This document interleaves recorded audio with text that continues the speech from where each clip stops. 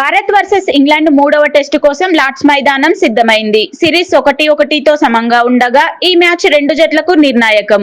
Team India Birmingham లో చూపిన ప్రదర్శనతో సన్నద్ధంగా కనిపిస్తోంది.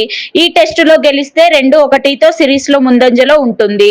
శుభ్మన్ గిల్ నాయకత్వంలో భారత జట్టు పటిష్టంగా పోరాడాలని ప్లాన్ చేస్తుంది. బ్యాటింగ్ లో ఇండియా బలంగా ఉంది. యశస్వి జైస్వాల్, కేఎల్ రాహుల్, గిల్, రిషబ్ పంత్ శతకాలతో, రవీంద్ర జడేజా ఎడ్జ్ బాస్టన్ లో 2 అర్ధశతకాలతో రాణించారు. కరుణ్ నాయర్ ఫామ్ లో లేనప్పటికీ అతనికి మరో అవకాశం రావచ్చని ఊహాగానాలు ఉన్నాయి.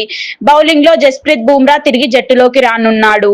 ఆకాష్ దీప్, మహ్మద్ సిరాజ్ లతో కలిపి బౌలింగ్ బలం పెరగనుంది. స్పిన్ లో జడేజా, వాషింగ్టన్ సుందర్ కీలకం కాగా నితీష్ కుమార్ రెడ్డి స్థానంలో కుల్దీప్ యాదవ్ రావచ్చు. ఇంగ్లాండ్ జట్టులో జోష్ టంగ్ స్థానంలో జోఫ్రా ఆర్చర్ ను తీసుకొచ్చింది.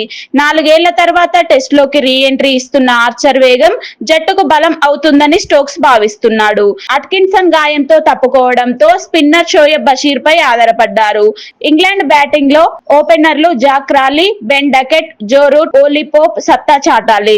Harry Brook, Jamie Smith form లో ఉన్నప్పటికీ కెప్టెన్ బెన్ స్టోక్స్ బ్యాటింగ్ ఆందోళన కలిగిస్తుంది. అతను పెద్ద ఇన్నింగ్స్ ఆడితే జట్టుకు ఊపిరి పోస్తుంది. లార్డ్స్ పిచ్ బ్యాటింగ్, బౌలింగ్ రెండింటికి అనుకూలం. మొదటి పేస్ బౌలర్లకు సహకరిస్తుంది. ఆ తర్వాత బ్యాటర్లకు స్కోరింగ్ అవకాశం ఇస్తుంది. టాస్ గెలిచిన జట్టు బ్యాటింగ్ ఎంచుకోవచ్చు. వర్షం ఆటంకం లేదు. రెండు జట్లు విజయం కోసం గట్టిగా పోటీ పడనున్నాయి.